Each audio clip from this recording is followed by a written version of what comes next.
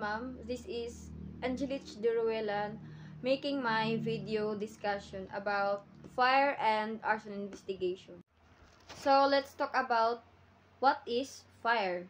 So, fire is a rapid oxidation reaction that releases heat and light, and it is a chemical process that occurs when fuel, oxygen, and heat are present. And let's start with fuel. So, what is fuel?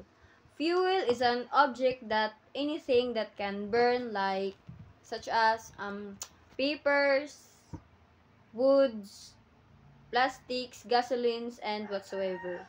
While oxygen is the gas that helps the fuel to burn.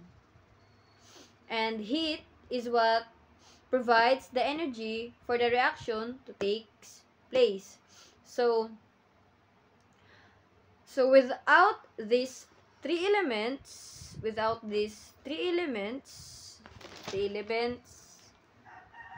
fuel, oxygen, and heat, without one element, if wala ang isa ka element, dili maka-create og fire ang fire. So those are the three fire triangular theories. So let's move on about the fire tetrahedron. So sa fire tetrahedron na ay 4 ka elements. The same as the triangle theories. So ang 4 elements na asay sa fire tetrahedron na asay fuel, the same with oxygen, the same with also the heat, and last is the chemical chain reaction.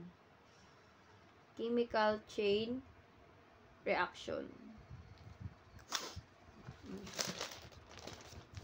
Chemical chain reaction.